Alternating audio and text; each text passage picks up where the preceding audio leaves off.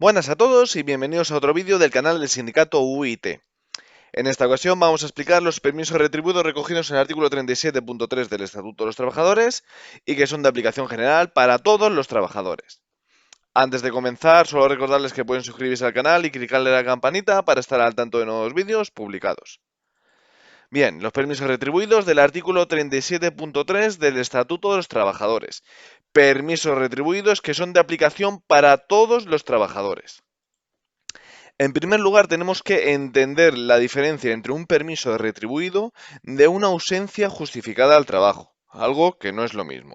Por permiso retribuido, como su propia denominación indica, tenemos que entender aquel permiso del trabajador para ausentarse del puesto de trabajo sin pérdida de retribución ni obligación de compensar dicha jornada en un día posterior. Y por ausencia justificada tenemos que entender aquella ausencia del trabajador de su puesto de trabajo que se encuentre justificada y por tanto no pueda ser objeto de sanción por parte de la empresa. Sin embargo, esta ausencia justificada del trabajo sí conllevará pérdida de retribución o en su caso obligación de compensar la jornada en un día posterior.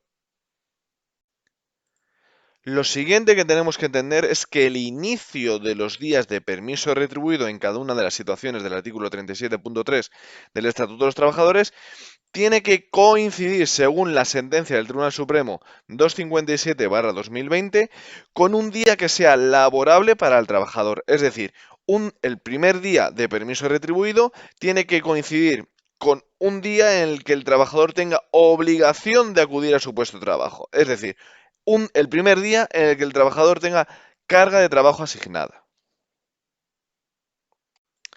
A continuación tenemos el artículo 37.3 del Estatuto de los Trabajadores que dice así: el trabajador, previo aviso y justificación, podrá ausentarse del trabajo con derecho a remuneración por alguno de los motivos y por el tiempo siguiente.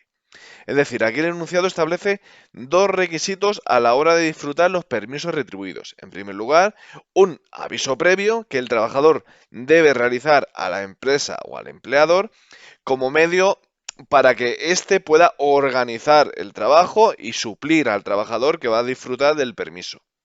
Igualmente, este previo aviso será siempre que las circunstancias del permiso retribuido lo permitan. Y posteriormente, importante, es necesario que el trabajador justifique la causa o el motivo del permiso retribuido, dentro de cada una de las circunstancias a las que se tiene derecho al permiso retribuido. A continuación, el Estatuto de los Trabajadores enumera cada una de las circunstancias por las que los trabajadores tienen derecho al permiso retribuido. En primer lugar, 15 días naturales en caso de matrimonio. Importante, aquí el Estatuto de los Trabajadores especifica que estos 15 días, estos días de permiso retribuido, son naturales. En el resto de circunstancias generadoras del derecho al permiso retribuido, no viene especificado si son días naturales o días hábiles.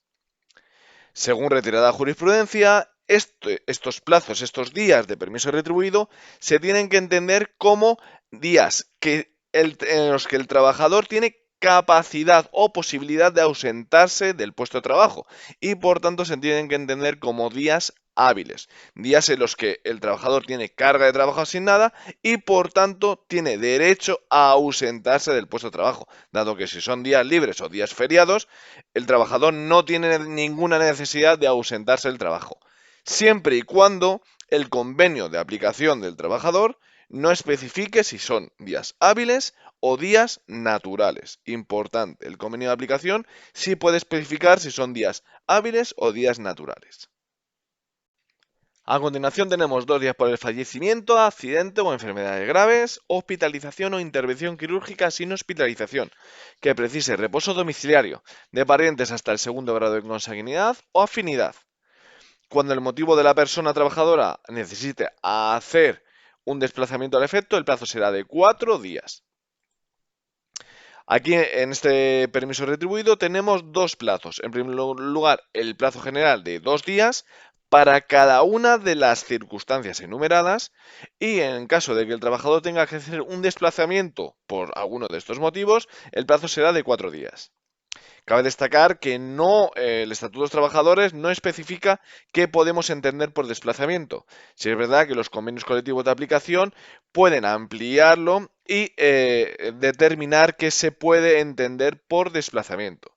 En líneas generales, se producirá un desplazamiento cuando haya una perturbación en el trabajador, ya sea por la distancia del desplazamiento o por la necesidad de pernoctar en el lugar donde se origine el motivo del permiso retribuido. A continuación, tenemos que entender que este permiso retribuido, cada una de las circunstancias, es para parientes de hasta segundo grado de consanguinidad o afinidad.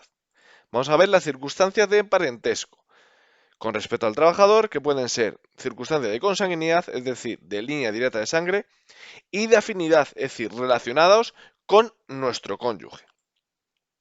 Los grados de consanguinidad y de afinidad se dividen en una serie de grados. En primer grado tendríamos los padres directos del trabajador o los padres de su cónyuge, nuestros suegros. Igualmente serían los hijos, ya sea de uno u otro cónyuge o los del matrimonio en general, y el cónyuge de nuestros hijos. En segundo grado, que sería hasta donde alcanza el permiso retribuido, tendríamos a los abuelos, tanto del trabajador como del cónyuge, y los hermanos directos y los hermanos de nuestro cónyuge, serían los cuñados. El cuñado, la figura del concuñado suele ser objeto de discusión y de conflictividad laboral, debido a que, según reiterada jurisprudencia, en la figura del concuñado no estaría dentro del permiso retribuido de la afinidad. Por cuñado, por tanto, tenemos que entender el cónyuge del hermano directo, hermano o hermana del trabajador, cónyuge de nuestro hermano, y cuñado también es el hermano de nuestro cónyuge, hermano o hermana de nuestro cónyuge. El concuñado o concuñada sería el cónyuge de nuestro cuñado, es decir, el cónyuge del hermano de a su vez nuestro cónyuge. Esa figura, el concuñado o concuñada, no estaría dentro de este segundo grado en este caso, afinidad, y por tanto no tendría derecho a permiso retribuido. Igualmente sería segundo grado los nietos, ya sea de uno u otro cónyuge o del matrimonio en general. En tercer grado tendríamos los bisabuelos, los tíos y los sobrinos, ya sea del trabajador o del cónyuge. Y por último tendríamos los primos, tanto del trabajador como del cónyuge. Por último, referente a este permiso retribuido, tenemos el concepto de hospitalización, concepto que suele traer gran confusión. Según la sentencia de la Audiencia Nacional 128/2018, se puede entender que se ha producido una hospitalización en dos supuestos. En primer lugar, cuando se haya producido una pernoctación del pariente del trabajador, es decir, que haya transcurrido 24 horas internado en un centro hospitalario. Y en segundo lugar, cuando ese mismo pariente haya sufrido una intervención quirúrgica y para ello haya estado internado igualmente en un centro hospitalario. Es importante que quede reflejado de alguna manera alguna de estas dos circunstancias en el justificante que el trabajador tendrá que aportar a la empresa para justificar el permiso retribuido.